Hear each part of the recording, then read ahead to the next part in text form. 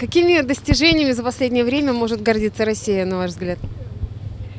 Сложный вопрос. Наверное, связано с действиями «Единой России». Это Олимпиада в Сочи, строительство объектов олимпийских, возможно, какие-то улучшения в социальной сфере. То, что на нас не отразился сильно кризис общемировой. Я затрудняюсь сказать, но чище стало и лучше. Не знаю, за то, что все-таки выстояли, наверное, несмотря ни на что в 90-е. Уже поднялись. Сейчас жизнь другая совершенно налаживается. Что-то есть в науке. В последнее время наши ученые и Нобелевскую премию получили по математике.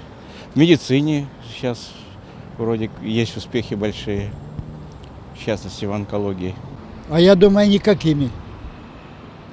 И Республика Коми тоже никакими. Я думаю, что для Республики Коми это открытие Ибицы, да, как центра финно-угорского, да, как я понимаю, если правильно, строительство каких-то спортивных площадок, развитие спорта, безусловно. Для России Сочи, наверное, самое главное. Сейчас мы все готовимся.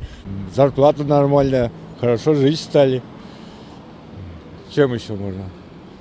И так вообще порядок стал лучше. Футболом, чем еще? Хоккеем сейчас хорошо играют наши. Не знаю так. Вообще-то меньше курить вроде стали, еще. В медицине люди изменились, стали добрее. Что еще? В школах стало лучше. Дети стали более развитые, более умные, более... вообще во всем. Достижений вообще во многом. Строительства много стало. Люди стали квартиру получать. Молодежь к чему-то стремится, что по сравнению с моими, когда мне было 18-20 лет, то есть каждый второй буквально курил, пил. То есть сейчас молодежь, да, она старается больше здоровым образом жизни заниматься, то есть спорт, отдых культурный. Те же велосипеды сейчас на улицах, они очень рано появляются, причем даже зимой. Еще года 2-3 назад велосипедистов их вообще практически не видно было. Это, наверное, единственное достижение, которое у нас есть. Конечно, есть. А как нет? Пенсию подняли, как будто бы.